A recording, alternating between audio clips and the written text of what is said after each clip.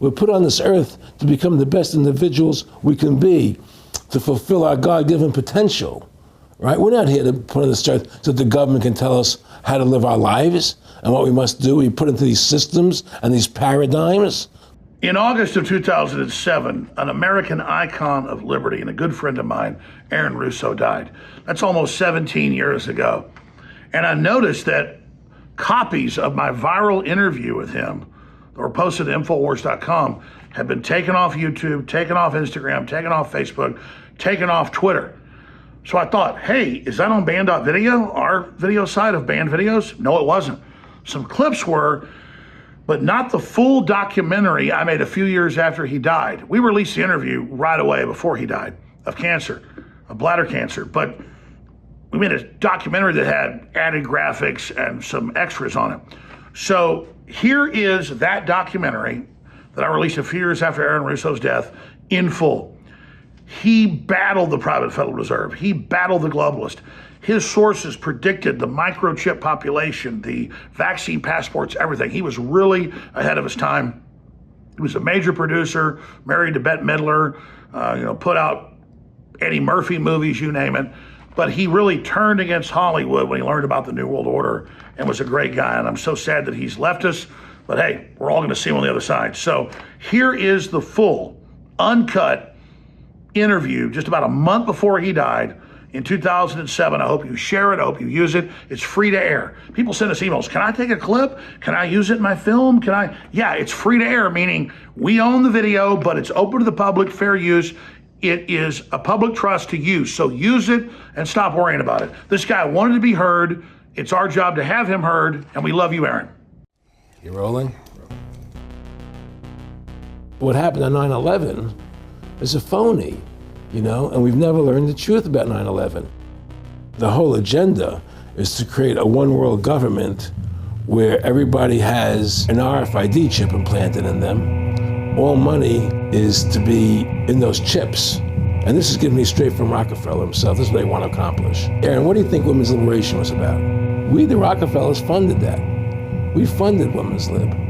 They do whatever they want to do. What we want doesn't matter anymore. It's their agenda, it's their plans that matter. They have all the money they want. They can make all the money they want. They have a machine that can make all the money. It's not about money. It's about control. It's about their vision of how they want to see the world. You hear George Bush saying democracy means freedom. No. Democracy equals New World Order. I believe God put me on this earth to be the best person I could be, and put everybody on this earth to be the best they can be. You have to stand up for what's right in life. And unless you do that, you're nothing.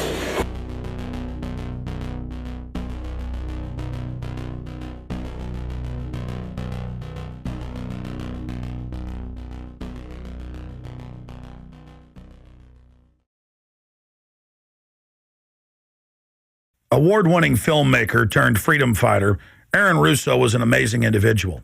He'd been battling cancer for more than 3.5 years when he began making America Freedom to Fascism, that he shot, directed, edited pretty much on his own with just the help of a few people.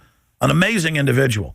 A long life of award-winning films, of hard work, and for standing up for the Bill of Rights and Constitution. When we first went and shot this interview, I put it out on the web for free. But parts of it have never been seen. So here today, you're going to have a chance to see the in-depth interview, the final interview with Aaron Russo. But his important work lives on. He made one of the definitive films exposing the elite that control this nation and the world, the private Federal Reserve. And the information he put out 2 years ago rings more true today than ever. And his film, America Freedom to Fascism, and Mad as Hell, and the other great works he did just continue like ripples in a pond to light bushfires in the minds of men and women everywhere. So this film is dedicated to the one, the only, Aaron Russo. You rolling? I'm honored to be interviewed by Alex Jones, a truth seeker, fighting for justice in America. Now he's charming me. He's getting me all smiley.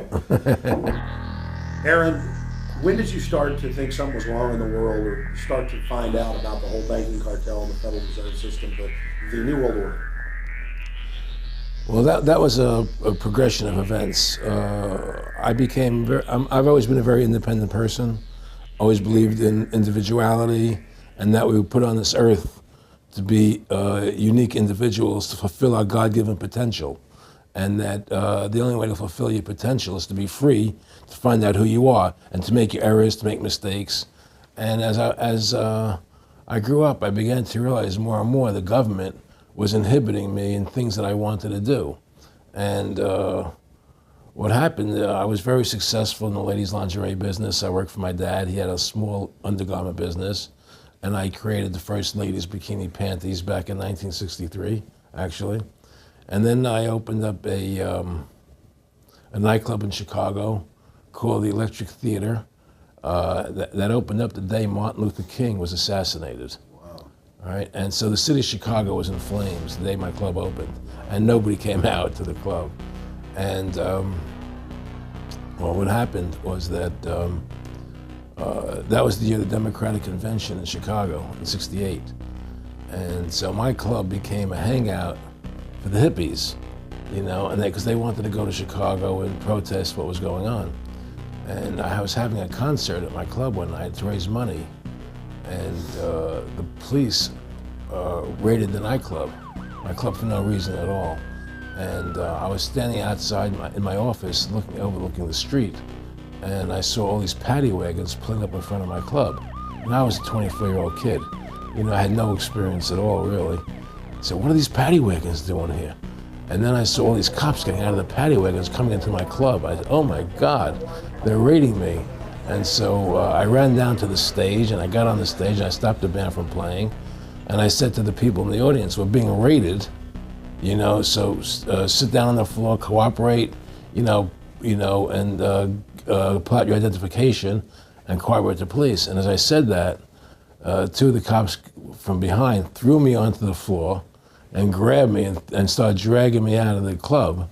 I'm going, you know, victory, victory, you know, I'm playing it for all it was worth at the time. I was a kid. And then I saw the fire department there, and the fire department was dumping garbage cans, the garbage all over the floor. And I thought to myself, well, why are they doing that? You know, very quickly as they were dragging me out. And I didn't quite understand it. So they threw me into the paddy wagon. As I got into the paddy wagon, one of the cops grabbed my testicles from behind and squeezed, and I went into the paddy wagon in gigantic pain. And the next person that came into the paddy wagon, the cop, as he was stepping in, the cops took the billy club, smashed him on the head with it, and just split his skull, you know, for no reason. I mean, there was nothing wrong. So that was kind of your wake-up. That was my awakening. It's like, what is going on? I thought this was America. So I initially blamed it on Chicago and made a daily thing. It was Chicago. And anyway, it was the headlines of the newspapers the next day. You know, there was my picture in the newspapers, the headlines, Electric Theater short-circuited, it was raided. And in the article, they went ahead and they said that the reason they raided the club was because the fire department came there and saw it was messy, full of garbage, and the hippies started attacking them, which was totally not true. Those dirty hippies? It was totally false. You know, it was a complete fabrication. So they ran a false flag on you. They framed you. Yeah, of course. You know, and I was in shock. I said, people lie like that? People actually do these things? I couldn't believe it. You know, it was an awakening to me. And I went on television, I told people on television that they lied. Nobody cared. Nobody cared what the truth was. You know, it was shocking to me. And then a week or 2 weeks later, I forget exactly what it was, two cops come to see me, a lieutenant and a sergeant, a captain and a sergeant. And they said, Mr. Russo, we're sorry if you got hurt that night at the club in the raid, but we're here to tell you that if you want to keep the club open, it's going to take $2,000 a month, and we're going to come see you once a month, and whenever we have to raid you, we're going to call you, you know, and we'll let you know we're going to come in tonight and raid you. This was mafia. Well, the police mafia, yeah. You know, and actually, it was actually more interesting than that. They said, listen, there's the A plan, there's the B plan, and there's the super deluxe plan, and this one, of course, each one will cost you that much money a month. Which one do you want? What was the super deluxe? That's the one I took. That was a $2,000 a month plan. And I took that plan, and I paid them $2,000 a month, and they left me alone. And whenever they were going to raid the club, they would come there, we're going to have a phony raid tonight, you know, just to look good for the people in the neighborhood, you know. So that was your first big education? That was my education into corruption in government, you know, but I really thought that was basically Chicago. I didn't realize it was the whole country was like that. And so that was my wake-up call, that people lie and cheat and steal. And I thought everybody was always honest and nice and decent, and I had no idea about any of these things. Well, what happened with me was that they finally one day they came to me and they said, look, we can't take your money anymore. I said, why, what's up? What's going on? I said, we have to close your club. There's elections coming, and the aldermen in the neighborhood don't want you open anymore. So we can't take your money. So I had to go to court and fight them, and they were trying to close the club. And then one night there was a fire, and the club never reopened again. The club just closed, and that was the end of the club, and they burned me down. And that was the end of my experience. And then I moved back to New York, where I met Bette Midler, and I ran into her at a little nightclub she was playing called The Improv, and I thought she was fabulous. And through a series of events, I began managing her. And as soon as I started managing her, her career took off like a rocket. You know, it was just fortuitous, I guess. And we became very, very successful. And through managing Bette, I started producing shows on Broadway where I won the Tony, and I produced a television show where I won the Emmy with Dustin Hoffman and Bette, you know, and then I produced The Rose for her, where she got Academy Award nominations. And then that led me to producing Trading Places, which everybody knows, you know. I think it's the best Eddie Murphy movie. Well, it's a good one. I don't know if it's the best, but it's a really good one. And I'm very proud I made that movie. And so in my mind, I feel as if I've made a classic comedy in Trading Places, a classic musical in The Rose, and a classic documentary in Freedom to Fascism. You know, so I'm very proud of my work that I've done as a filmmaker. Aaron, why do you do this? What's the philosophy of your life? What do you think life's all about? I think the importance of life is to like yourself. If you don't like yourself, nothing means anything. To like yourself means you have to respect yourself. To respect yourself means you have to take actions that you respect if somebody else did them. And what's the point of living if you don't like who you are? You can have all the money in the world, and if you look in the mirror and you don't like what you see there, what's the point of it? So to me, the most important thing is that I like who I am, and that I take actions that I would respect if somebody else did them. That you live a life of character, honesty, truthfulness, and I believe that a person has the ability to mold their character like a sculptor can mold a piece of clay. You know, there's no saying the leopard never changes its spots. I don't believe that. I believe people have the total ability to mold their character into what they choose to be in their life, what their ideals are. And that's what I try to do with my life. I am not the same person today I was 30 years ago. I've changed a lot because I wanted to be something better than what I was before. And my philosophy is that you have to like yourself, you have to be a decent person with character and integrity and honor. And that's what's important. Back in the late 80s, I was a pretty big silver trader and gold trader. And I don't think I've ever told this story on tape before. I was a pretty big silver and gold trader. And I always paid my taxes, and I took what was a legal tax deduction on my silver trades. And a few years later, I think it was 88 or 89 or something, the IRS claimed that what I did, and other people did as well, was now illegal. We couldn't do it anymore. But they made it retroactive. I said, what do you mean retroactive? It was legal then, I did what was legal. I said, yeah, but it's now we're making it illegal retroactively. And that's not good, so you owe us $600,000 or $800,000. For what? It was legal. How could you make something retroactive? Change the law backwards in time. It makes no sense. Well, we're doing it. And so everybody said they can't do that, so we went to court, a class action lawsuit. And the judge agreed with the IRS and said they could do it retroactively. And that's when I knew that there was something wrong in America with the IRS and the system here, you know. Aaron, you were telling me this story last night, and before you even finished saying, in the late 80s, the tax law said retroactive. And I knew that because they literally ruined my dad, but he paid. He didn't know. He still thought this was America. And it was legal tax law, what you're supposed to do. They said retroactively you owe, and with, not just retroactive, but they said you also have penalties and interest. That's right. So how do you have penalties and interest on something when they retroactively changed the law? Well, first of all, they can't retroactively. How can you do anything retroactively? Penalties and interest are a farce. The whole thing, because they do whatever they want to do. And that's when I realized America is not America. It's not the land that I was taught it was. Because they can do whatever they wish to do. And there's nothing the citizen can do about it. Now, you've made America Freedom to Fascism. I want to walk through that film, and I want to encourage everybody out there to get a copy of it on DVD. It was also in theaters around the country, and I think the best film out there on the Federal Reserve and the IRS and the whole banker scam, and I want to discuss that with you here. But I wanted to go back a little bit to the point that we discussed last night, where you don't advise people to not pay. And I do the same thing. People say, well, wait, you're saying it's a scam, but you're saying go ahead and pay it. And I like the way you summed it up. Well, it's really fairly simple. I mean, since making that movie, many people come to me and ask me whether they should pay their income taxes or not, and I never advise people not to pay.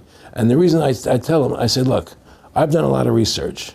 The Supreme Court has ruled that the IRS has no authority. The 16th Amendment did not give the IRS the authority to tax your labor and your wages. That's a fact. All right, the Supreme Court is the law of the land, and the IRS does not trump the Supreme Court. However, that being the case, the fact is, if the mafia would come to you and say, we want $2,000 a month or we're going to hurt you, I would not advise you not to pay them, because you may get hurt by not paying them. Whether it's legal or not doesn't necessarily matter. You're going to get hurt if you don't. It's the same thing with the IRS. They can hurt you. They can put you in jail. They can torture you. So if you don't pay them, you may get hurt. So I never advise people not to pay. I tell people, yeah, pay your taxes. Look what happened to Congressman Hansen. Yeah, Congressman Hansen's a great example. Pay your taxes. But you know what? Shut down the Federal Reserve System, and eventually you won't have to pay those taxes anymore. See, the IRS is a symptom of the problem. The real problem is the banking industry and the bankers in this country. That's where the real problem lies. That's the root of our problem. Well, that's why we've lost America, okay? So yeah, pay your taxes, because if you don't pay them, you might get hurt. And I've heard all the arguments, what tax protesters say and so on and so forth. And I don't call them tax protesters. I call them the tax honesty movement, because they're being honest, at least. But the fact of the matter is, you're being forced, you're being compelled to pay it because you're facing jail sentences, you're facing time, you're facing corruption of the courts if you don't pay, right? And so you pay it, because you just like you'd pay the mafia. But with the mafia, at least you have the government to call and try and help you to get past the mafia, to protect you. Here you have nobody to protect you. The American people are living in a matrix. They don't understand the truth of how things are working in this country, And let me give you an example of what I'm talking about. The very fact is that if you ask 100 people on the street, what kind of government is America supposed to be? 99% of them will tell you a democracy. America is supposed to be a democracy. But that's a lie. That's an illusion. The word democracy is not written into the Constitution at one time. It's not in the Bill of Rights. It's not in the Declaration of Independence. The Founding Fathers hated the idea of a democracy. They thought it was the worst form of government there is. And I agree with them, because in a democracy, 51% of the people control 49% of the people. If you're part of the 49%, you're not free. America was founded as a constitutional republic. And in that constitutional republic that we have, 99% of the people can't take away the rights of 1%. You have your rights because you were born with them. You have God-given human rights that nobody can take away from you. The government, the majority, no matter who they are, I can't take away your rights. And that's what our founding fathers gave us. But the psychological operations that they do to us, they make us believe that we're a democracy and that majority rules. You see? And they want you to believe that. Because then they tell you this poll says this many want this, and this many want that, and this many want this, and it doesn't have anything to do with anything. Well, Hitler was elected. Hitler was elected. Hitler did everything legally. And in a constitutional republic, a minority is protected against a majority. Wasn't it Benjamin Franklin, to paraphrase, that said, democracy is two wolves and a sheep voting on what's for dinner? Exactly. And then he also said, in a republic, the sheep would have a gun. To protect himself, you know, and that's the truth. America is not a democracy, but you ask the most intelligent people what form of government America is supposed to be, they'll say a democracy, because that's what they've been brainwashed. They've been psyoped into believing that. They believe that we're in Iraq. They believe we're in Iraq to promote democracy. The word democracy, you hear George Bush saying democracy means freedom. No. Democracy equals New World Order. Democracy equals slavery. The word democracy is not synonymous with freedom. It's the opposite of freedom. Democracy is the worst form of government you can have because it's majority rule. And the government can tell you exactly what they want to tell you to do because the majority wants it. I don't care what the majority wants. I live my life as I choose. And if I don't commit violence, theft, or fraud against another human being, I can live my life as I wish. That's my choice.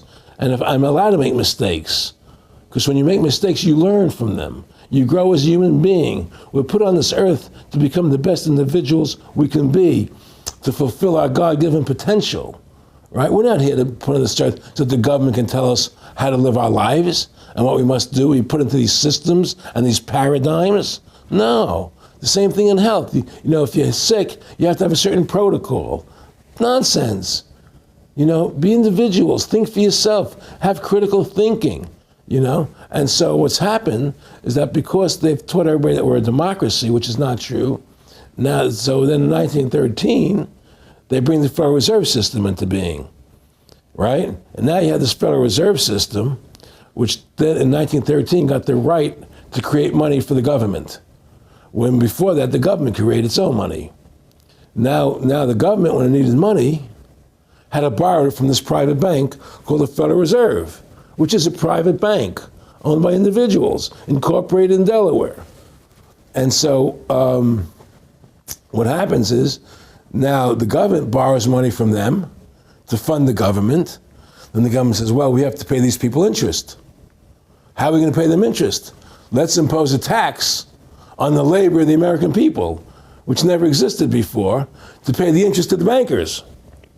In fact, in 1980, Ronald Reagan said not one red cent of your income tax money goes to run the country. It all goes to the Federal Reserve. Well, it was the Grace Commission report that said that not one nickel goes to the infrastructure of the country. You know, I guess Reagan quoted that too. Right.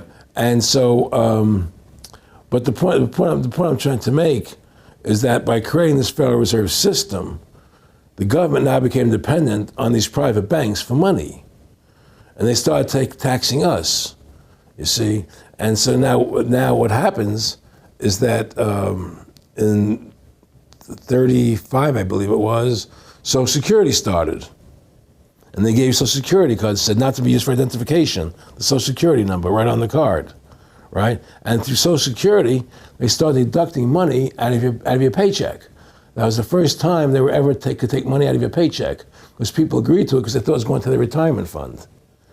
And so then when they instituted the income tax again, they started taking money out of your paycheck because Social Security could do it.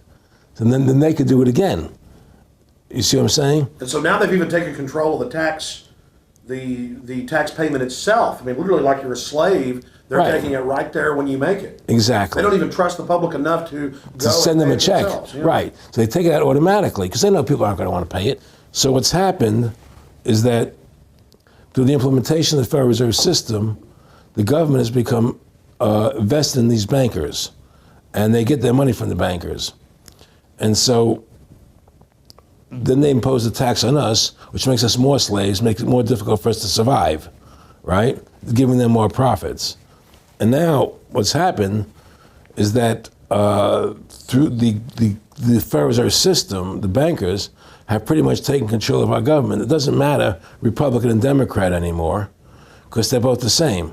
neither one of them are talking about shutting down the Federal Reserve System or stopping the payment of taxes, or any of the big issues that face Americans, right? So I had a friend, Nick Rockefeller, okay, who was one of the Rockefeller family, and he, when I was running for governor in Nevada, he came to me, introduced himself to me through an attorney, and we became friends. We started talking about things, and I learned an awful lot from Mr. Rockefeller. And one of the things that we used to talk about was the ultimate plan of the banking industry, what they wanted to accomplish. And the goals of the banking industry, not just the Federal Reserve System, but the private banks in Germany and England, all over Italy, all over the world, they all work together. They're all central banks, and they're all part of the Communist Manifesto. Central banking is one of the major planks of the Communist Manifesto. We talk about America being a capitalistic country, but yet at the same time, we have a central bank that plans everything for us, right? And the graduated income tax is another plank of the Communist Manifesto, right? So right there, you have two major planks of the Communist Manifesto that have been brought in because of the Federal Reserve System, okay? So the ultimate goal that these people have in mind is the goal to create a one world government run by the banking industry, run by the bankers, and they're doing it in sections. The European currency, the euro, and the European Constitution is one part of it. Now they're trying to do it in America with the North American Union, right? And they want to create a new currency called the Amero, right? And the whole agenda is to create a one world government where everybody has an RFID chip implanted in them. All money is to be in those chips, right? There'll be no more cash. And this is given me straight from Rockefeller himself. This is what they want to accomplish. And all money will be in your chips. And so instead of having cash, anytime you have money in your chip, they can take out whatever they want to take out whenever they want to. If they say you owe us this much money in taxes, they just deduct it out of your chip digitally. Total control. Total control. And if you're like me or you, and you're protesting what they're doing, they can just turn off your chip. And you have nothing. You can't buy food. You can't do anything. It's total control of the people. And that chip's connected to a database that has your purchasing records, what you do, what everything, you sell. Everything is in there, And so they want a one world government controlled by them, everybody being chipped, all your money in those chips, and they control the chips and they control people. And you become a slave, you become a serf to these people. That's their goal, that's their intentions. More than a decade ago, I began getting secret government documents, and we published them, where the feds were training the local police and the military that gun owners, conservatives, people that made frequent references to the U.S. Constitution were terrorists. That's a quote.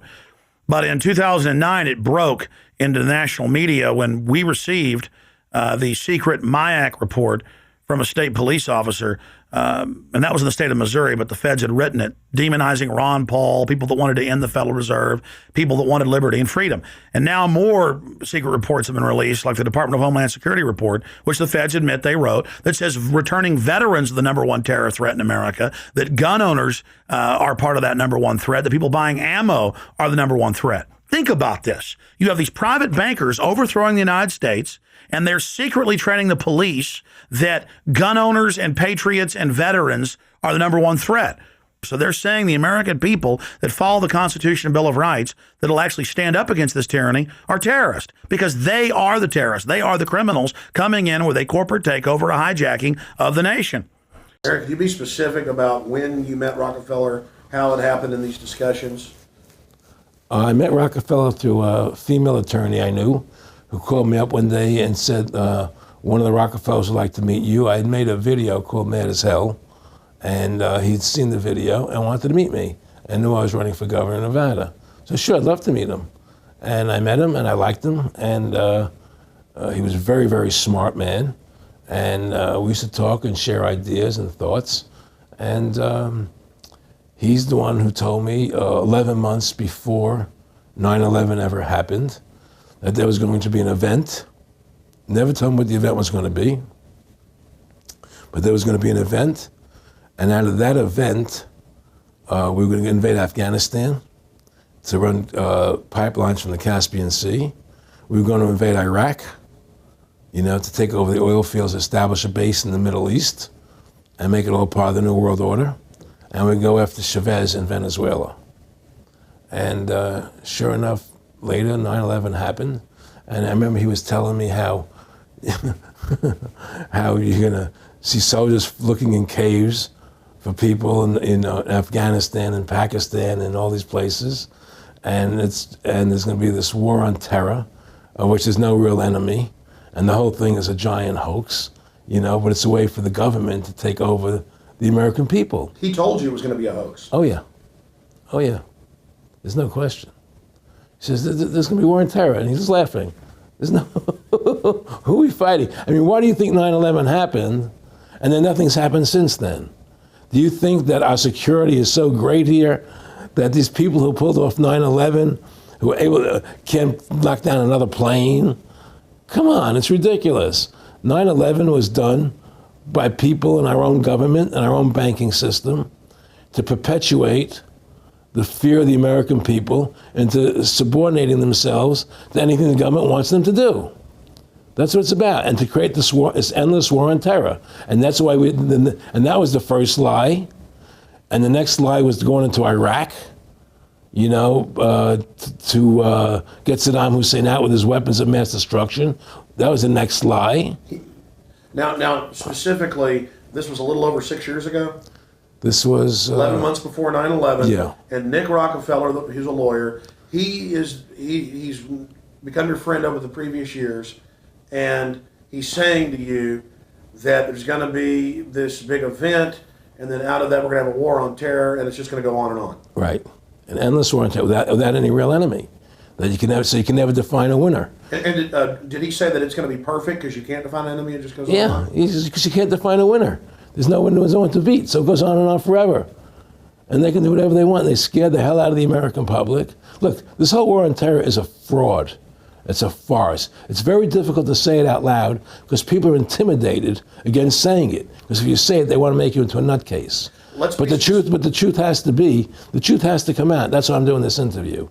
The fact of the matter happens to be that the whole war on terror is a fraud, it's a farce. Yeah, there's a war going on in Iraq because we invaded Iraq and people over there fighting, But the war on terror, it's a joke, And until we discover what really happened on 9/11 and who was responsible for 9/11, because that's where the war on terror emanates from.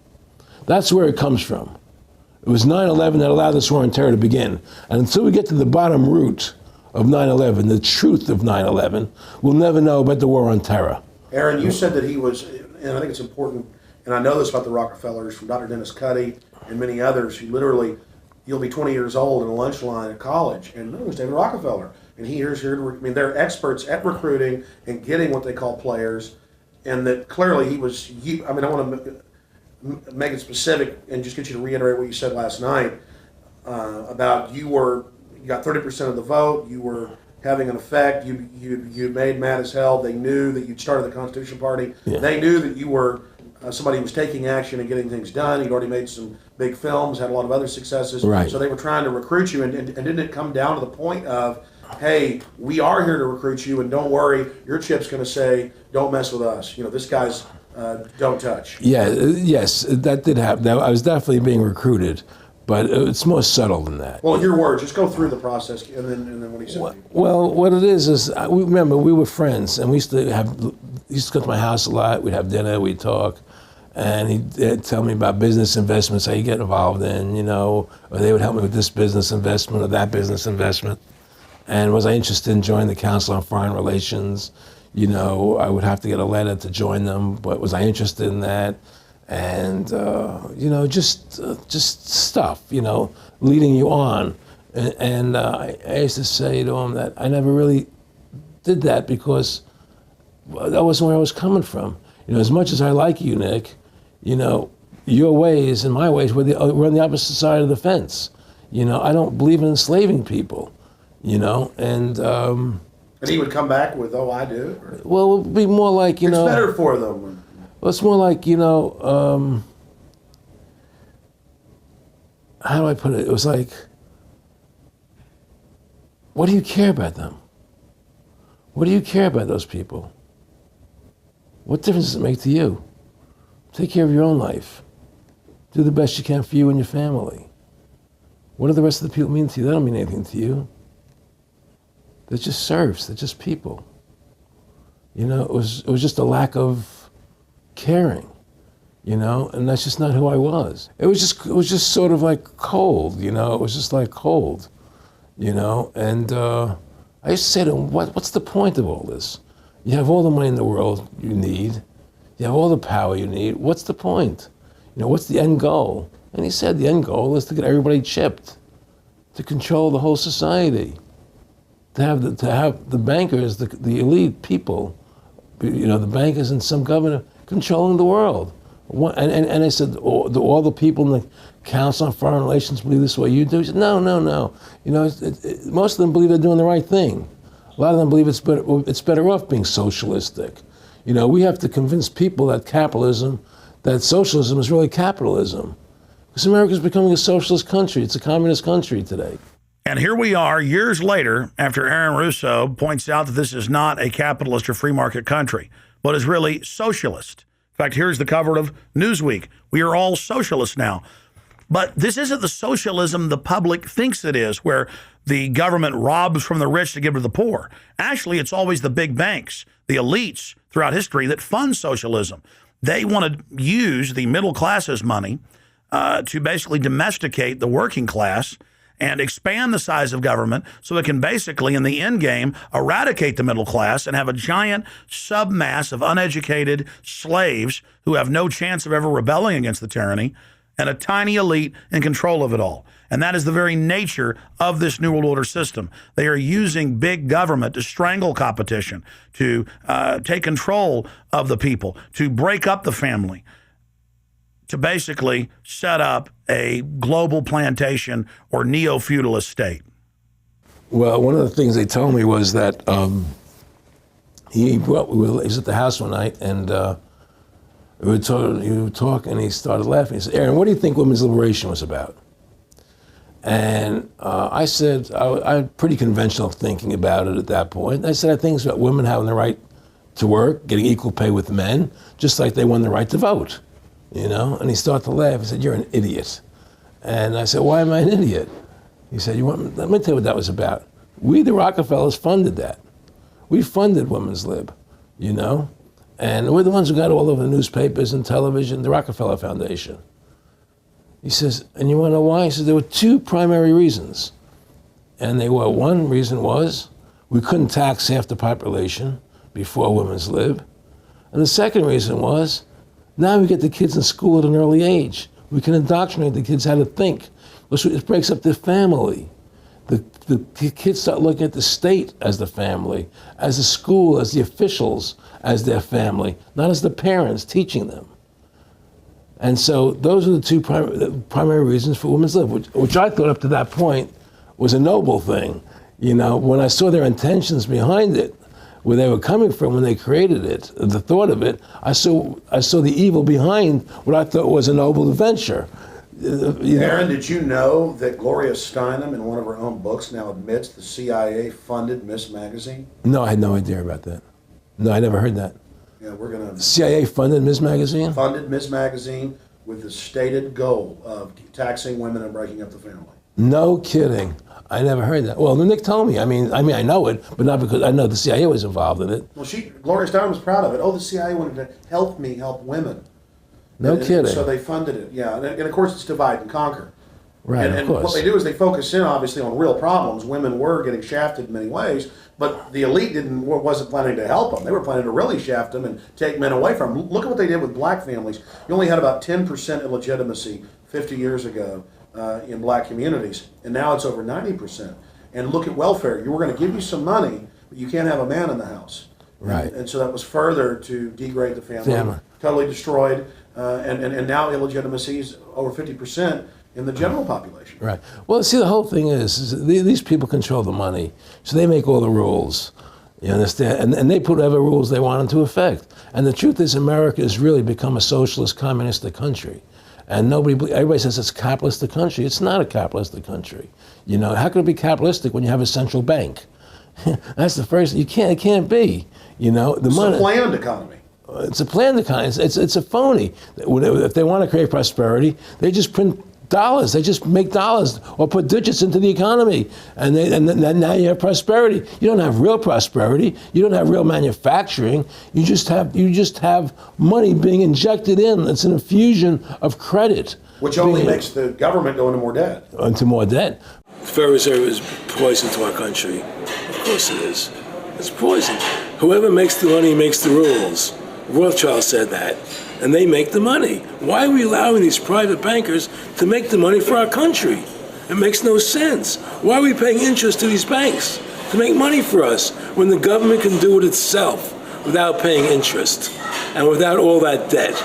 There's no answer to that question, and it's the question no politician will raise. Everybody talks about America's debt, how much debt we're in. We're in debt because we have to borrow money. But we don't have to borrow money. They designed it so we go into debt. Exactly. We can create the money and back it by gold so they can't create too much of it. So you don't have the inflation. And do what the founding fathers gave us. But instead, the bankers make the money, they control the government, they buy the politicians, they tell us who gets into office. You have computer voting, that's a fraud. They do whatever they want to do to us. They do whatever they want to do to us. And it has to stop. My friendship with Nick Rockefeller was one where we expressed ideas to each other and thoughts and philosophies, and he wanted me to become part of what they were doing, and for me to become a member of the CFR, and offered various business opportunities for me to get involved in, and for me to not take up the fight or the battle that I've been taking up in the past, to drop that idea, because what was the point of my fighting for the people? I was a guy who was very successful in the movie business, and I saw the truth of what was happening. I tried to express it to the people, and rather than having me express it to the people, they wanted me to join their side because I was a mover and a shaker, and rather than me opposing them, to join them. It was real simple, and he tried to recruit me into that situation, and I didn't go for it. Did he get angry when you didn't go for it? No. And, it's like, I remember one time he said to me, you join us, so you have an ID card, Aaron, you have a chip, and your chip will say KMA on it. And I said, what does KMA mean? He said, it means kiss my ass. And anybody stops you, a cop or whatever, and you show them your card or your chip, and they'll know to leave you alone, because you're one of us. One of the central pillars of tyranny is that the establishment is exempt from the laws that they pass for the rest of us. We saw it in Rome. We saw it with Hitler. We saw Richard Nixon saying, look, I'm the president. If I break the law, it's not illegal. We saw George Bush and Dick Cheney say that. We see Barack Obama continuing that, saying, I'm not going to give detainees real trials. I'm going to give them secret kangaroo military commissions trials, and we're going to hold them in secret camps, and I've got executive privilege. It's the same thing over and over again. And one example of hundreds that are out there was a story back in April of 2008 out of the Orange County Register. And this backs up exactly what Aaron's talking about with Mr. Rockefeller saying, I got a chip in my hand, kiss my ass. Here's just one example of hundreds. Special license plates shield officials from traffic tickets. And it goes on to say that 996,000 plus vehicles in California are exempt from no insurance, reckless driving, speeding, running through toll booths, running red lights, on and on and on. And who is it? It's state employees. It's federal employees that can go and get exempt. It's police. It's government bureaucrats above the very laws they try to enforce on us. This is tyranny. And so literally all over the nation, they've tried to pass it in Texas but failed. They want it where the police are above the law, where the government officials are above the law, where they have immunity, where they can't be prosecuted for crimes. Congress exempts itself from most of the tax laws and other laws that they put on the rest of us. They're exempt from Social Security, and they get a pension that pays out on average 5 times what citizens get. Again, it's already happening. So the chip in the hand and saying they're above the law under the guise of national security, that's what the 1947 National Security Act and now this whole Homeland Security system is all about. Why are you fighting for the people for? What is that about? The people just, they have to be ruled. They have to be, the Constitution, what you're standing for, is only for a few people. It's only a few individuals that can live that way, and we believe that it's best for society to be ruled by an elite people who control everything. And I said, I don't believe that. I believe God put me on this earth to be the best person I could be, and put everybody on this earth to be the best they can be, not to be a slave and a sheep to you and these people. And I don't understand why you want to control everything. What is the need for that, And I asked them, do all the people in the Council of Foreign Relations feel the same way you feel? He said, no, a lot of them think they're doing the right thing. They think that socialism is the best way to go. They think that, that they're doing the right thing. But the people at the top, they all know the truth of what's happening. And that's what it is. So it's compartmentalized within the elite structure as well. Of course it is. Of course it is. I mean, all the people that are in the CFR, was that 2,000-3,000 people? I forget what, like Dan Rather. They don't know what's going on. They join the CFR because it's prestigious. They think it's good for business. It's good for this. They don't know what's really happening. The evil that comes out of it, that's emanating out of it. And to me, the biggest evil is what's happening right now, because what happened on 9/11 is a phony, and we've never learned the truth about 9/11. That's the question I wanted to follow up on. He tells you 11 months before there's going to be an event, all this is going to happen. What did you think on the morning of 9/11? Where were you, and did you think about Nick Rockefeller and what he had told you when you saw those towers fall? No, I was actually in Tahiti when 9/11 happened, and I got a call from my son. And my son said, the Twin Towers, they were just attacked, and they were falling down or something. So what are you talking? I was in Tahiti, I was asleep. And he says, yeah, they were hit by a plane, And so where I lived, where I was in Tahiti, there was no television, so I had to run around the other side of the island to a hotel where they had, and it was all on television, and that's when I first saw the stuff on TV about it. And I didn't immediately equate it to Nick, but when I realized that we're going to go into Afghanistan, Iraq, and as that developed, I realized what it was. How could there be a war on terror and actually say that we're having a war against terrorism and leave the borders wide open? If you were the President of the United States, or I were the President of the United States, and 9/11 really happened the way they want us to believe it happened, the first thing you would do is shut down the borders so people couldn't get in the country to harm you. But they left the borders wide open because the bankers want the borders open because they want a one-world government. They want a North American Union. They don't want borders here. The 9/11 was only a manifestation. It was done to create a fear in the American public, right? So that we will obey what they want us to do. And take Richard Reed, the shoe bomber. Here's a guy who was 6'6", ugly as could be. I heard he smelled.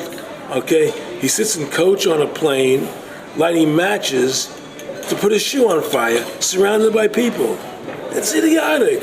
If you were going to blow up a plane, you go into the bathroom, you close the door, and you put your shoe on fire. You're not going to sit there surrounded by people lighting matches on a no-smoking flight. They want you to believe this nonsense. It's ridiculous. 7/7's come out now, and the majority of the British people think it's an inside job, and all the evidence points towards it being an inside job. Yeah, I mean, what happened in London? Yes. All this is nonsense. It's just keep people in fear. It's this endless war on terrorism that doesn't really exist, so people will submit to whatever the government wants them to submit to. Searches, check your shoes, have ID cards, put chips in you, where you become servants to the elite. That's what this is all about, Restore America's republic to what it's supposed to be, get the bankers out of our government, get the bankers out of our government. Government should stop borrowing money from the banks. Government should make its own money, restore the republic, individual freedoms. That's what this country's about. And until we do that, we're gonna be slaves. I mean, to me, I see people like Bill O'Reilly on television, right? And I see how much they control the media.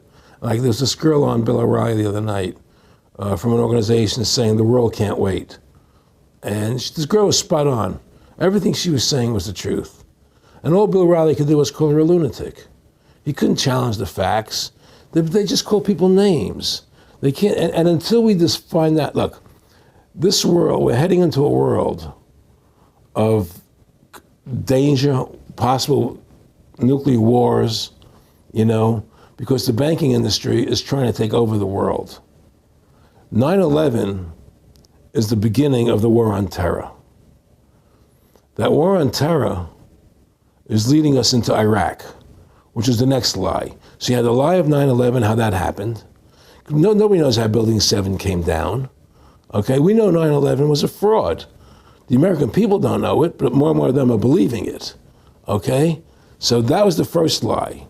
Besides the inception, I'm not going back to the inception of the Federal Reserve, that original lie, but 9/11 was the first lie in this present state we're in. 9/11 is the kickoff of the war against the American people and the people of the world. 9/11 was a phony. It's a fraud. It didn't happen the way they told us it happened.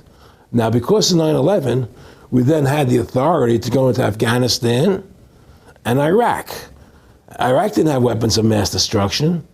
Okay, so that was the next lie. Now they're talking about going into Iran. Now, how would you feel if you were Iran and you had this big, powerful country, America, go into your next door neighbor, take over their oil fields, right? Wouldn't you be worried that what they were going to do to you? Of course you're going to be worried. But the people of America don't think about it from Iran's point of view. They think about it from our point of view. So now we're going to send more troops into Iraq and keep building up because they want Iraq and the Middle East to become part of the New World Order. And Iraq was using, Saddam wanted to start using euros instead of dollars, right? He was messing up their whole consumption. Iran wants to start using euros instead of dollars. They have. Okay? So I'm saying what they're trying to do is preserve their power. And one lie leads to the next lie, leads to the next lie. And until you get to the root cause of 9/11, which is supposedly the war on terror, we'll never solve our problems here. Should we send more troops into Iraq? Should we not send more troops into Iraq?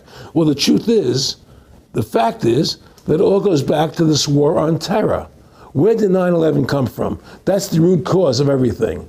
And until we have a full investigation, find out why Building 7 fell down, why they shipped all the steel out of America so quickly, from the buildings, why all the things that don't make any sense about 9/11, until we find out why it really happened, we'll never understand why there's a war on terror. And we'll never be able to prove that the war on terror is a phony. Nick and I discussed many things. One of the things we discussed, or he brought up in conversation, was reducing world population, and felt that there were too many people in the world. In a way, I agree, there are too many people in the world, but I don't think I have the authority to say who's going to die and who's not going to die, But they felt that they wanted to reduce world population, and he felt that it should be reduced by half. He even mentioned to me once they were having a real problem trying to solve the Israel-Palestinian problem. And he talked to me once about they were playing with the idea of bringing Israel to Arizona, and taking all the people from Israel and giving everybody $1 million and setting up Israel in the state of Arizona. Unbelievable. Just to end that problem, because that's a problem that they're not in charge of, in a sense. They're not controlling that problem. They're very arrogant. They can do whatever they want to do. We've given these people the authority to create money out of thin air, and through that device, they control everything. And if you want to win the battle to stop that, you have to deny them the ability to create money. It's only because they can make money that they have all this power. They literally have the money machines. They have the money machines. They can print it. They can do whatever they want to do. They own everything. Aaron, we take over pretty quick. If we were the guys that issued the money, everybody had to come give us real assets for the use of this money we just printed up. People. I tell people, why in the world does the American government borrow money from the banks when they have the ability to create it themselves without borrowing it and paying interest on it? Why? And nobody can answer that question. Not one politician ever raises that. Why does the American government borrow money when they can create it without paying interest? Well, we did create it up until 1913. And so people say, well, because if the American government does it, it'll create inflation. That's the answer. I say, well, let's look at it. The American government has the Federal Reserve do it, which creates the same inflation as if they did it. But also with the inflation, now you're getting massive debt. So with the Federal Reserve, you have inflation and debt. Now, if the American government made the money, backed by gold, which limited the amount they could make, you wouldn't have debt and you wouldn't have inflation.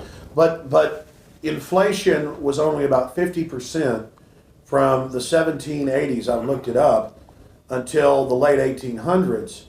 And then we have the central banks already trying to cause some panics, which they then used to push the Federal Reserve. And if we look at inflation since 1913 into 2007, it's exponential. In fact, a dollar is worth about 2 pennies to what it was worth in 1913. Federal Reserve Chairman, former Federal Reserve Chairman Alan Greenspan doubled the money supply from 2000 to 2006. And then Edward Bernanke, the new Fed chief, came in and said he was going to double it again in the next 2 years. And then he said, now I'm going to make the money supply numbers secret. And so now we don't even know. Right. But the evidence is they are just, in the curve of inflation, it gradually grows. And then suddenly at a point, it goes straight up. And it seems It's parabolic, yeah. Yeah, parabolic. But the thing is that the only thing I disagree with you on from early 1800 to 1913, there was no inflation other than during the Civil War.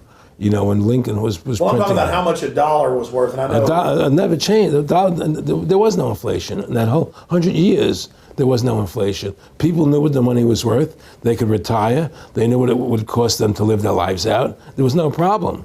It was only since 1913 when the Fed came in that we created massive inflation and massive debt. So then what you said earlier, then there really wasn't inflation. There was no inflation. So you don't get inflation when the government issues the money, at least in the U.S. history. Not if it's backed by gold. Well, exactly. But I'm talking about, and I did look this up, and I believe that if you look after the country was set up, and some of the things that happened with Andrew Jackson and the rest of it, there were points where it spiked and there were manipulations. There were points, mostly during the Civil War. Yeah. And that's because Lincoln printed so much money. Exactly. That's right. But once that ended, but basically there was no inflation other than that during that short period of time. I mean, a loaf of bread was a loaf. Of course, the same thing. People could plan their lives. Today, they planned inflation. Now you have two parents working. They can't afford to pay for their family anymore. The kids are going to state-run schools now. The kids are being indoctrinated how to think. They're being given Ritalin. They're being given all these drugs. The whole country's being dumbed down. It's all because of the Federal Reserve System. And the Federal Reserve System and these bankers are responsible for the demise of America. And if we ever want to win this battle, you must shut down the Federal Reserve System. And we must shut down these bankers and restore sound money to this country. Will you talk a little bit about some of the families that own the private Federal Reserve, the stock in it? And I mean, obviously, you say you're not a big expert on Bilderberg Group, but you talk about how it's the same system worldwide. It is the same families. They meet and kind of set the policy each year, and then it goes to the Royal Institute of International Affairs in England, it goes to the CFR in the U.S., and then these are their management bodies where they wield control, really the de facto Congresses over the nation. So, I mean, I would like to get you to speak some about the families that own and run the Federal Reserve, and if you can't connect it into these other international bodies. Well, I can't speak to those families because I can only speak about, what I know for fact. Everything else is speculation, and I don't like to speculate. I know about Rockefeller because I was friends with him. We talked about it, and I can tell you firsthand. What did Rockefeller tell you about the Federal Reserve and their family owning part of it? Well, he said the New York Fed is the main controlling interest of the Federal Reserve System. They control the bulk of it. So the New York Fed is really the Federal Reserve System. Even though there's 12 different banks, it's run by the New York Fed. And the New York Fed is basically the Federal Reserve System. So who's ever running the New York Fed is where, and the families that control it, control the New York Fed. And they're the main engine behind the Federal Reserve System. And that's a wing of the Bank of England. Well, the Bank of England and the Federal Reserve are partners, and the Bank of England is a private bank, and so is the Bundesbank in Germany, and the bank of all the banks of the G8 countries are all private banks. They're private central banks. And look, what happened in Europe? Didn't Europe vote down the European Constitution? Yes. They're still doing it. Didn't they vote down the euro? They're still doing it. They don't care what the people vote. They do whatever they want to do. What we want doesn't matter anymore. It's their agenda, it's their plans that matter. Isn't that prima facie evidence of a tyranny? Well, there's no question we're in tyranny.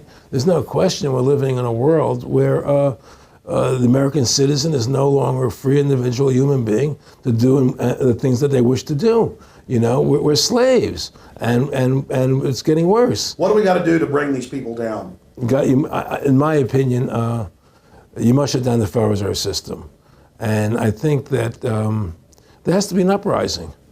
There has to be an uprising. People have to stand up. I can't do it alone. You can't do it alone, Alex. And we need to get a majority of people, not a majority of people, but It was 5% won the war against the British, a highly motivated group. But I agree, people have got to get angry first. I mean, not just, yeah, we know it's corrupt and that lackadaisical. We got to get pissed. people don't seem to have the courage to do what they have to do, you know? I want to say you've got a lot of courage. Well, thank you. You know, I don't know if I have a lot of courage. I just have Well, I want to thank you for what you're doing for my family. I have a sense of conscience and I have a sense of justice. You know, I get nervous about what I do, but I do it because there's no other choice. You know, I couldn't live with myself if I didn't do it, you know.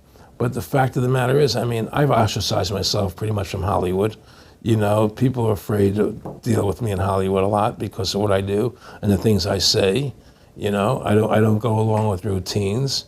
You know, a lot of people in Hollywood know the truth. They're not willing to stand up and speak about it. You know, and I know many of them have seen my movie, you know, and they know I'm right, and they won't talk about it because everybody's afraid. Everybody's afraid because they think that this money they get, these Federal Reserve notes, are really money, and they think they have a comfortable lifestyle, and they're afraid to change. You know, they're afraid to stand up for what's right. And until people are willing to stand up and have the courage to do what they need to do, it's not going to change. And hopefully, you know, what you're doing, what I'm doing, what other people like us are doing, can affect the change that people will stand up and say, hey, I've had enough. The thing is, we have one advantage, that they need us to cooperate. See, if we don't cooperate with them, they can't win. And so they always need our cooperation to go along with their programs. So they try to sell us. Right. They try to sell us. Democracy, this majority says this, believe in this, do that. The war on terror, you know, we got to be scared. You know, let yourself be scared. They're always trying to do things to sell us so that we'll go along with them. And once we learn not to cooperate with them, then we win the game. And that's the point. Don't cooperate with them. Don't go along with the program anymore. Stop it. Join forces. You and I should run for president and vice president and take over this country and bring freedom back to this country. You know, that's what it's going to take. Two people like you and I, statesmen who believe in freedom, who believe in Thomas Jefferson and the Constitution and the founding fathers to make this country whole again. Because right now it's in the grip of the evil ones, you know? And the only way to stop that is for good men to stand up. Was Edmund Burke said, evil can only thrive when good men do nothing? Yes. Right?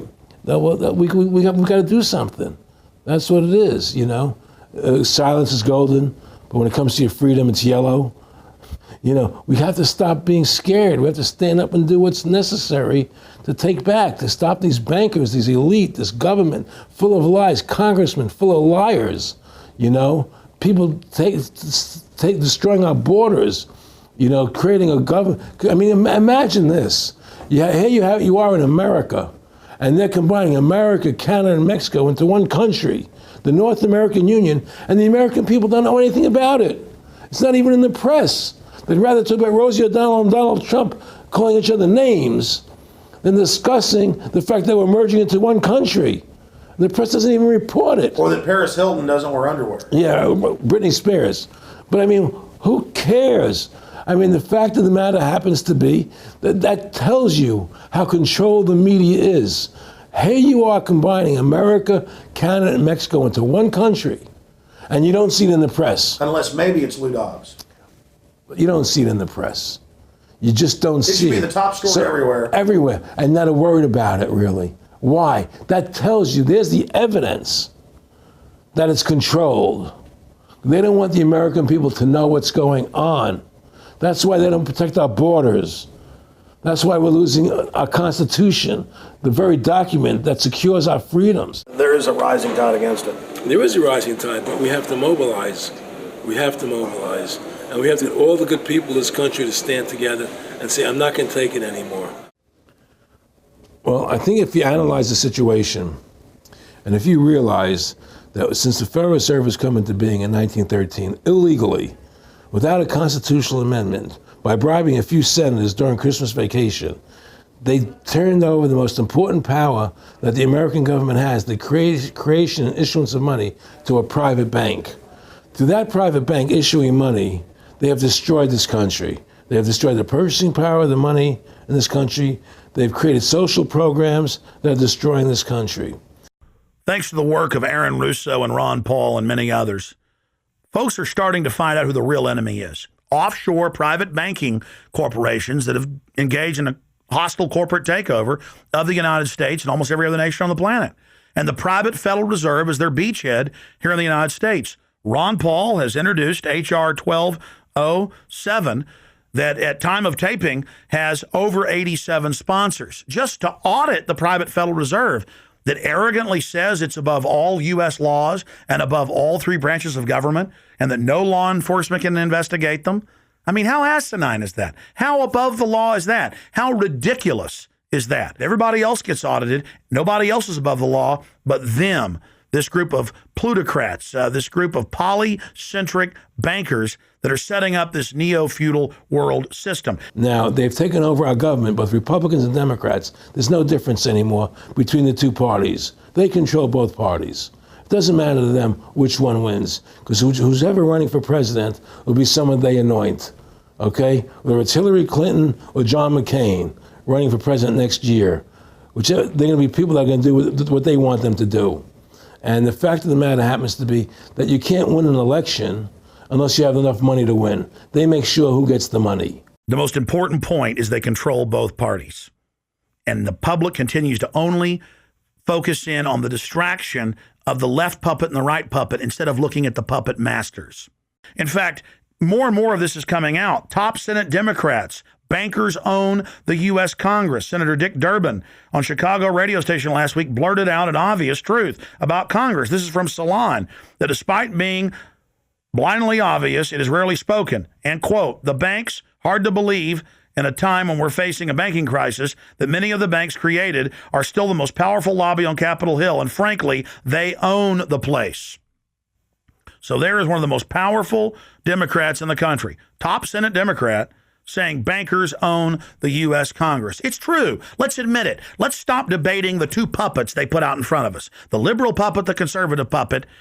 And then every time we wake up to one of the puppets, they just replace it with another puppet. Let's look past the puppets to the puppet master above them that's controlling the puppets. That's all Aaron Russo and myself and Ron Paul and so many other people are saying. Let's get back to a culture of liberty versus tyranny, not this left-right diversion.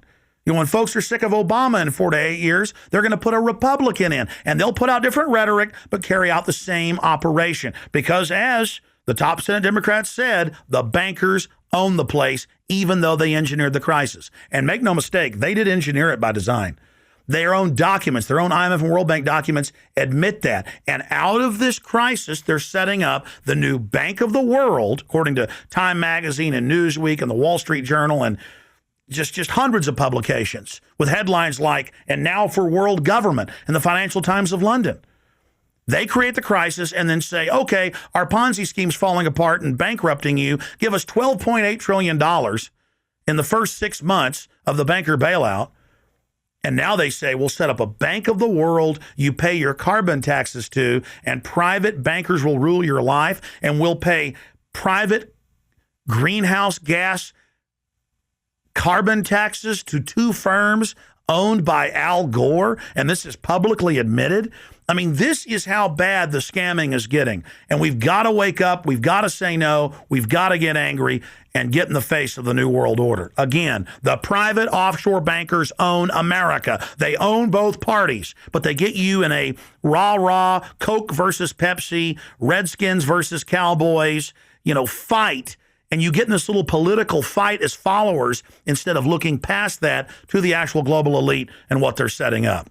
So through these bankers attempting to taking over America, knowing that America was the freest nation in the world, it was necessary for them to take over America, take away our gun rights of freedom to bear arms, and create a country where we become slaves. Because once they take over America, the rest of the world becomes a lot easier for them. And so, by creating 9/11, an event to terrify the American people that were being attacked by terrorists, you create a world where there's an enemy that can never be pinpointed. You can never win the battle. It's a 100-year war. It's a never-ending war on terrorism, right? So you're always fighting this war. Then through the war on terrorism, which is the 9/11, which is the first lie, then you create the war on terrorism, which is the next lie. Then you create the war in Iraq for weapons of mass destruction, which is the next lie. And it's one lie to the next lie to the next lie. Now it's going to be Iran, the next lie, sending more troops and a surge into Iraq. Think about what Aaron Russo is saying here. The war on terror is a war on the American people and the people of the world. You see, the elites always sell the public on tyranny by attacking a minority that's unliked first, or the outsider. Oh, we're just getting rid of the Bill of Rights and Constitution and having secret arrest and FEMA camps and the Military Commissions Act for foreigners. It's just for them. And now the federal government has been caught saying that gun owners, conservatives, people buying ammunition, they've been caught saying that returning veterans are the #1 threat to Homeland Security. And in a way, that's true. People that know about the Bill of Rights and Constitution and know that our country is being taken over and hijacked by foreign banks, I guess they are the threat to the criminals that have done this. That's all the New World Order is a private corporate takeover of the nation states, of the governments of the world. And then these private corporations bring in a tyrannical form of neo-feudalism that they call corporatism or fascism. Mussolini said that fascism should properly be called corporatism, and that's what it is. And they create the socialism to get control of the wealth and to control society, and then they pipe the profits to themselves. So they socialize the general public to get control of us, but it's private above us. It's basically just slavery. Now, think about what Aaron Russo was saying here, and it's absolutely true. This is a war on the American people. They build Homeland Security, they build the police state in the name of fighting foreign enemies, and then they flip it all around to use it against the American people and the MIAC reports and the DHS reports and the rest of it. This whole thing was set up for the people, and Aaron Russo nailed it. It's just one thing leading to the other, and it's always with the event. It's always in the point of taking over more countries, more dominance. You know, making sure the American dollar, making sure the G8 stays in control of everything. And what they want to do is to control the American people, control the people of the world, put RFID chips in everybody, so everybody's a slave to these central banks. Did you ever talk to Nick Rockefeller after he told you all this and then 9/11 took place? No. But he did. He told me that you're going to see men running around caves looking for Osama bin Laden. You know, you're going to see men looking for, these guys, and they're going to be, He told you it was all going to be bull. It's a phony. The whole thing is a fake. It's a fraud. Was he laughing, or was he just coldly saying this? No, it's more laughing, cynical, laughing. It's more like, look how stupid everybody is. Look how stupid everybody. We can do whatever we want to do. Well, it is ridiculous. It's like with al-Zakari. They claim they killed him like 14 times. And then they never said, well, we didn't kill him last time, but we killed him this time. They never even now they're like practicing being ridiculous. Well, what about bin Laden being in the American hospital, getting kidney help? Yeah. Right? In the American hospital, right? They could, if they wanted Osama bin Laden, they could have gotten him. Oh, yeah. He was right in the American, after the coal. Well, every time our troops really would keep catching Taliban leaders, they would be ordered by the generals to let them go. That's come out in the newspapers, but only here or there. And they kept going, and then Pat Tillman was complaining about it, and then he got shot. I talked to his brother. Oh, you did? And then he got shot, and there was a big hero charging Al-Qaeda. No Al-Qaeda, somebody shot him in the back. Look, we're dealing with complete evil. We're dealing with complete evil. And until the American people wake up and say, we don't want this evil in our country anymore, and we want to come back to a country of decency and goodness and integrity and honor, we're going down that road. And that's what it's going to take. It's going to people to stand up and say, we don't want to live in this kind of a world anymore. I believe we should pull all our troops out of Iraq. I believe we should leave other countries alone, let other countries live their lives the way they choose to. Stop trying to spread democracy around the world, which is the worst form of government there is anyway. Restore our republic to what it's supposed to be, and go back to what the founding fathers gave us, and try and restore that. Restore the republic. Like the point of everything is that we have to mobilize. Each one of us. You and I can't do everything, Alex. You and I may be leaders. We may be out there and people listen to us, what we have to say and follow us. But the truth of the matter happens to be, it takes all Americans to stand together, to stand tall, to mobilize and say, we're not going to take this anymore. I'm mad as hell. I'm not going to take it anymore. We're going to stand up and fight the battle. And you and I can't do this alone. We're just leaders of the thing. But other people have to join in with us and stand side by side, shoulder to shoulder, and say, I'm not going to take it anymore. That's what it's going to take to win this effort, and to stop cooperating with the government and with all their rules and regulations, and to wake everybody up, to hand out DVDs of my movie, to hand out DVDs of your movie, to educate everybody to what's going on. Well, if you don't fight the corruption and you don't stand up for what's right in life, you can end up being a serf and a slave, and you're leaving your children a world that you wouldn't want to live in yourself. So how can you, in decency, behave that way? You have to stand up for what's right in life. And unless you do that, you're nothing. Well, freedom and liberty is what people really want, and it's time to stop the duplicity of the government from lying to us. You see, many people know the truth of what's happening in this country. They know the truth, like the numbers you gave about 9/11. But they're afraid to stand up. People have to find their courage and stand up and say, I'm not going to take this anymore. I know the truth, and it's like they create a situation where if you tell the truth, you're considered a lunatic. In other words, if someone goes on a TV show and says 9/11's an inside job, oh, you're an idiot, you're crazy. They call you names. You can't be afraid of that. Well, it doesn't work anymore. I mean, they have no facts. Just calling you crazy doesn't make you crazy. Well, we know that. They also go get kooks who are kooks to put them on and then say they represent us. That's right, exactly. Another tactic. Exactly. And Bill O'Reilly's great at that. Sean Hannity is great at that. They just put people on who they can dominate, But why do you think guys like that, they're not stupid? I mean, I've talked to people that know, they know the truth. Why do you think they decide to join the evil? That has to be in their hearts. I mean, I had the opportunity to do that, and then in my heart, I couldn't do it. So it has. But I mean, how could you or I consciously be involved in something like putting AIDS virus in Black Africans' vaccines? I mean, what the hell? I mean, it's like we're not good guys either. I mean, I don't think I'm like some special, perfect person. What the hell's wrong with this elite? I mean, what are they running around doing evil?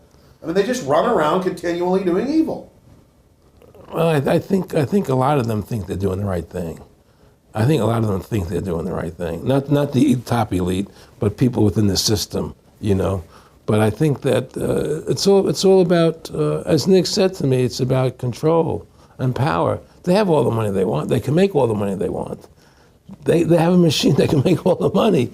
It's not about money. It's about control. It's about their vision of how they want to see the world in their eyes. And you and I believe in individuality, in the person being the dominant thing, the individual being the dominant person. Today we live in a world where institutions are dominant, not people. The American, we the people, by the people, for the people. Now it's we the institutions, by the institutions, for the institutions. People are secondary. It's all about corporations and institutions. And the Federal Reserve is the biggest institution in the world. If you ask somebody what's the biggest corporation in the world, they'll say Google or Walmart or Exxon or something. But the biggest corporation in the world is the Federal Reserve System, right? And all the other corporations feed off the nipple of the Federal Reserve System. Well, it's like the Monopoly game. The bank always wins. It has unlimited money. It's not the people playing on the board. Exactly. The bank owns the board, the box, right. The shelf it's sitting on. So But that's because you gave them the ability to make the money. You have to take that away from them. We need to take the bank away from the private bankers. Exactly. You have to take the creation of money away from the private bankers, and you'll solve 95% of your problems. Well, let me look at America. 10% growth rates every year like China's having right now. The U.S. had 10% growth rates until the Federal Reserve took over. And then if you look at that, it all starts really going downhill from there. Well, they destroyed the American worker. What they've done, here's what's happened. The Federal Reserve has created this massive inflation in America, which means that the American worker has to keep making more money to keep up with the cost of living. The more money they make to keep with the cost of living, the less competitive they become in the world economy. So now what happens is we have to pay our workers so much to keep up with the cost of living, say, well, screw the American worker, let's go overseas now and get the cheap labor. But really, that's a war being waged against the middle class. Of course the it is. bankers print the money. Really, this is a war being waged against the middle class. The bankers print the money. Everything they're doing is about destroying any private pools of wealth or independence. Yeah, but what I'm trying to say is, because of the inflation that they've created, they've now allowed other countries to outcompete us. You see, because other countries don't have to pay as much money as we have to pay here to our workers to survive. Yes. So now we're not competitive anymore. So we've lost our manufacturing base. We've lost our competitive. In the old days, the American worker, you wanted to buy everything American. You wouldn't buy anything from Japan, which was cheap crap. And what does that leave us? It leaves America this military force, and so the elite's giving us a deal. We'll continue to build up your military and give you homeland security jobs, shift your economy over to being the bulldog enforcer of the New World Order. Exactly. You can either do, and by controlling the economy, they force everybody into that position. That's exactly correct. That's exactly correct. And there's no more manufacturing here. We're a service economy. We do nothing. We provide nothing. We provide nothing to the rest of the world anymore. Well, first of all, Freedom to Fascism is a movie that everybody should see, because we show the fraud of the income tax. We show how judges put people in jail for no reason. We show the corruption of the justice system, and we show how the Federal Reserve came into being and how it's controlling society, and how all the central banks of the world are working together through the Bank of International Settlements in Switzerland, which is the central bank for all the central banks, and how they all work together to create this one world government, the one world order, which is what they're trying to do. So Freedom to Fascism is a movie just to get you a good basic education about how the world is really working. And I really want everybody to see that movie, critical. In terms of the CFR, in terms of compartmentalization, I mean, there are many good people, I believe, that are part of these organizations who don't even understand what the organization's really about. People like when I was in Germany doing cancer treatment, there was a gentleman there who was visiting a friend of his who had cancer, and he was a member of the CFR, and we were talking, and I showed him the movie. He said, "Oh my God, I'm going to resign. I had no idea this was what the CFR was about." He had no idea. He was just a nice guy who thought he was in this prestigious organization. Yeah, a lot of it's about getting good people, and so you can watch them. Keep your friends close, your enemies close. Well, no, it wasn't even that. It was, a lot of people join the CFR because they think it's a prestigious organization.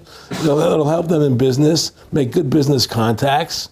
They didn't have an understanding that the CFR is really about world domination, about how they and the Trilateral Commission, the Bilderbergers all work together, with the banks to control the people. A lot of them don't understand that.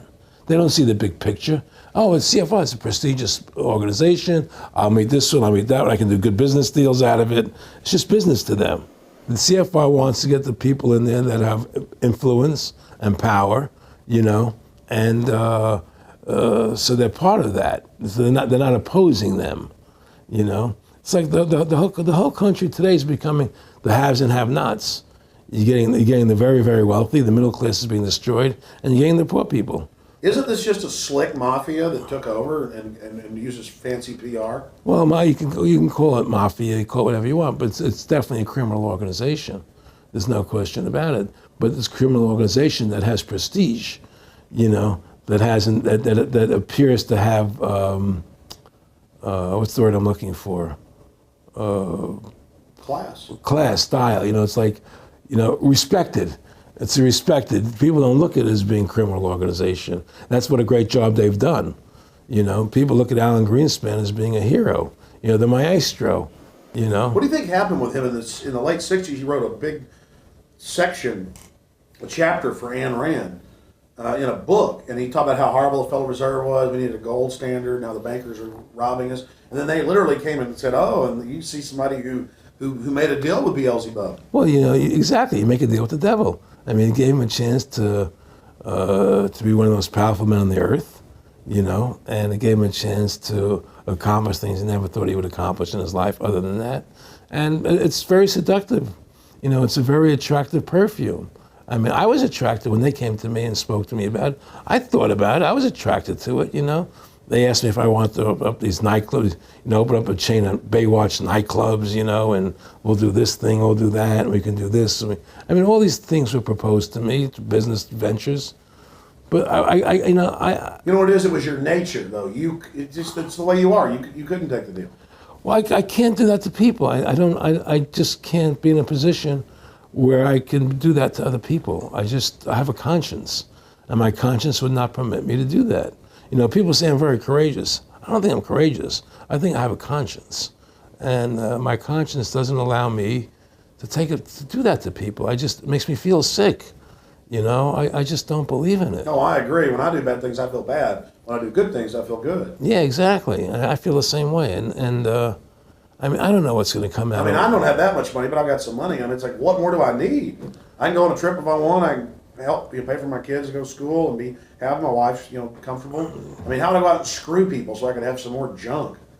Well, money's a funny thing. I was talking to Michael Eisner one day, and I said to Michael, you may have $1 billion, Michael, but they're all dollars. If the dollar goes bad, how much money are you going to have? And that's the thing. Everything is denominated in dollars. Everybody thinks in terms of dollars, but the dollar has no value. And then someday it's everything returns to the mean. Well, really, the whole universe, financial universe we live in, is a matrix fraud. Yes, it is. And that's why it's going to come crashing at some point. And they're going to try and hold it up as long as they can. I mean, whenever they want to manipulate the markets, they can. If they want to send the price to go down lower, they can. If they want to send the stock market up, they can. They do that. There's no more free markets. You don't live in a society where free markets rule anymore. You don't live in a capitalistic society. But meanwhile, they say it's capitalistic and free market all day, when really they're waging war financially and politically. Exactly right. Aaron Russo, I want to thank you for this interview. Anything else you want to add? No, I'm happy to do it for you. How about your website? My website, freedomtofascism.com. Go over there, take a look at it. But just, folks, all I can say is, take our country back, restore the Constitution. Don't let these bankers do this to us anymore. Stand up. Don't be afraid of them. And do what you got to do, And I have plans in the works. And when I get over my problems, we'll reveal them, And well, I'll be supportive of that. Thank you, Alex. And listen, you've done a great job alerting people to the truth. And don't. In other words, don't be afraid to be ridiculed by these people. If 9/11 was a phony, and I know it was, then stand up and say it's a phony. Don't be scared to tell the truth. Don't allow their powers of trying to make you look silly to frighten you. What did you think of what Charlie Sheen did? I love what Charlie Sheen did. I was so respectful of what he did. I just applauded him. People saw right through that attack. They flipped a light switch when they went after him. Yeah, but they don't. You see, the thing is that more people don't come out and do it. To build that wave. Charlie did it. I'm really proud of the guy. David Lynch did. But the media was smart and didn't bite this time. Right. I mean, a few people have, but they're not picking up on it because they control the media. James Brolin did on The View.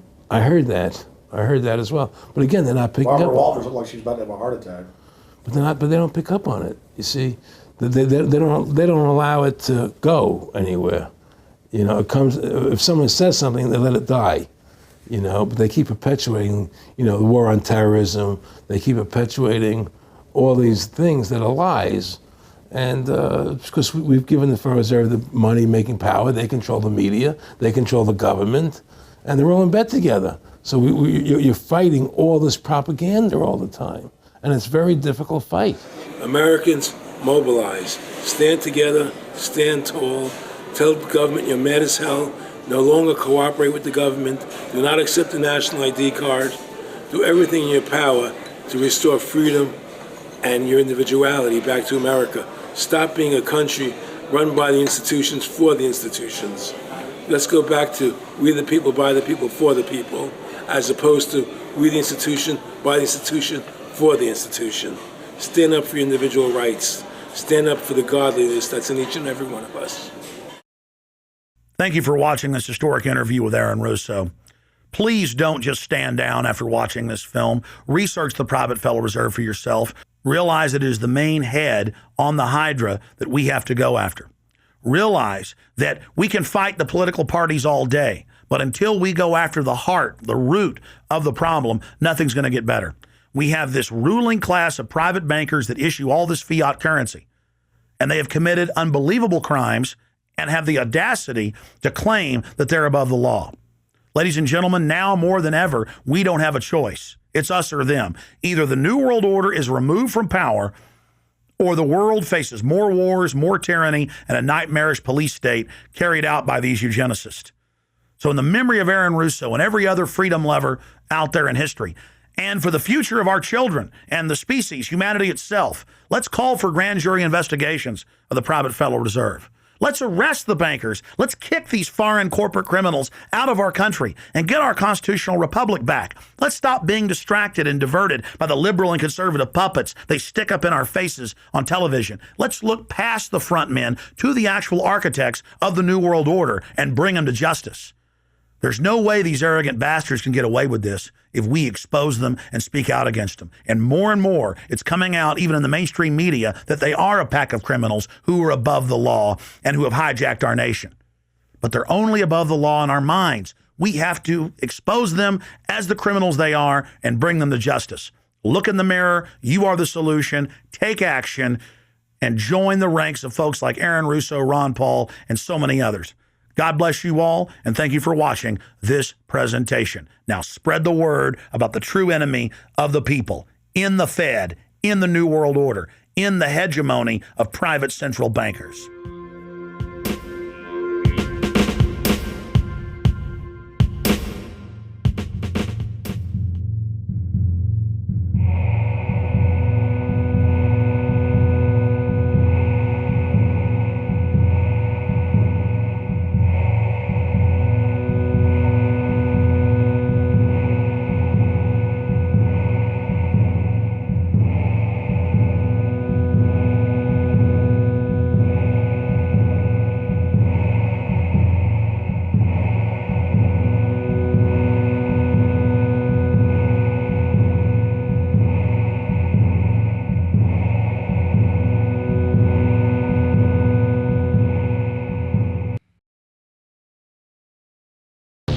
And for breaking news and updates, be sure and follow me at Real Alex Jones here on X.